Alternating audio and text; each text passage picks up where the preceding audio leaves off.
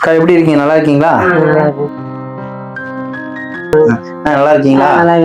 சரி, உடம்பு எப்படி இருக்கு? பரவாயில்லையா?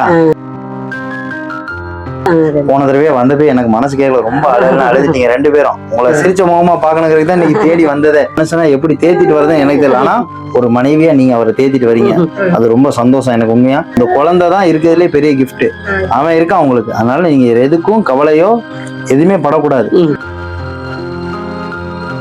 பணம் காசு இன்னைக்கு வரும் நாளைக்கு போகும், என்னைய மதிச்சு வந்து பார்த்தா போதுங்க, எனக்கு வேற எதுவுமே வேணாங்க அப்படின்னு நீங்க அவர் வார்த்தைக்காக, அந்த வார்த்தைக்காக தான் நான் உங்களை தேடி வந்ததே. தூக்கி கொஞ்சம் கூட முடியல குழந்தை, கை கால் சுத்தமா வர மாட்டேங்குது. கவலைப்படாதீங்க, அதாவது இங்க பாருங்க, அதெல்லாம் கூட இங்க பாருங்க, ஒரு தந்தைக்கு அது வலி வேதனை தான். ஆனா அந்த குழந்தை உங்களை பார்ப்பான், அவன் உங்களை தூக்கி கொஞ்சுவான். அழக்கூடாது அண்ணா, இங்க பாருங்க, ஒரு தந்தை உங்க வேதனை எனக்கு புரியுது. இங்க பாருங்க, உங்களை கூப்பிட்டு சொல்றா பாருங்க, அந்த குழந்தை உங்களை கூப்பிட்டு சொல்லுது பாருங்க, நீங்க அழுகிறத பாக்குது பாருங்க, இனிமே அவன் உங்களுக்கு செய்வான். நீங்க சமாதானப்படுங்க, அவர் அழுகிற ரொம்ப மனசு விட்டு போயிருக்காரு.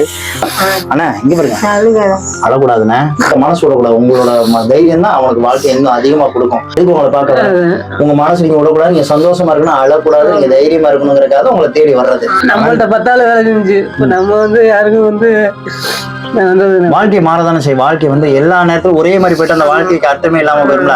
கடவுளுக்கு 1000 கஷ்டம் கொடுத்தாலும் ஒரு நல்ல வழி, உங்களுக்கு ஒரு குழந்தைய கொடுத்தாலும் எத்தனை வருஷம் குழந்தை அழுதுருப்பீங்க, எத்தனை வருஷம் வேண்டி இன்னைக்கு உங்களுக்கு ஒரு குழந்தை 18 வருஷம் கழிச்சு இந்த பையன் பிறந்திருக்கான். அப்போ உங்களுக்கு அது எவ்வளவு பெரிய பாக்கியம். அவனுக்காக நீங்க வாழணும், அழக்கூடாது, சந்தோஷமா இருக்கும். நான் இருக்கேன், நான் இப்ப அன்னைக்கு சொன்னது இன்னைக்கும் பேருக்குமே, இந்த பையனுக்குமே இன்னைக்குமே நான் ஒரு அண்ணனா ஒரு மகனா உங்களுக்கு இருக்கேன். இந்த குழந்தைக்கும் சரி, உங்களுக்கு சரி, அக்காவுக்கும் சரி, நான் இருக்கேன். நான் அழாதீங்க, சந்தோஷமா இருக்கணும். சரி, எங்கே வரணும், உங்க அண்ணன் தம்பி வருவாங்களா, யார் வருவாங்களா எனக்கு தெரியாது, யார் வர வேண்டாம், எல்லாருக்கும் பொதுவா நான் வரேன்.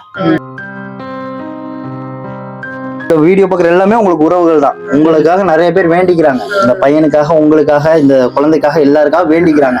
நீங்க சீக்கிரமா நடக்கணுங்கிறது என்னோட பிரேயர் மட்டும் இல்ல, நிறைய பேரோட பிரேயர். இப்ப நான் ஆர்டர் கொடுத்துருவேன், வரப்ப வாங்கிட்டு வருவேன், ஸ்டிக் வச்சு நீங்க நடக்கிறீங்க, உங்க பையனை தூக்குறீங்க, நான் பாக்குறேன்.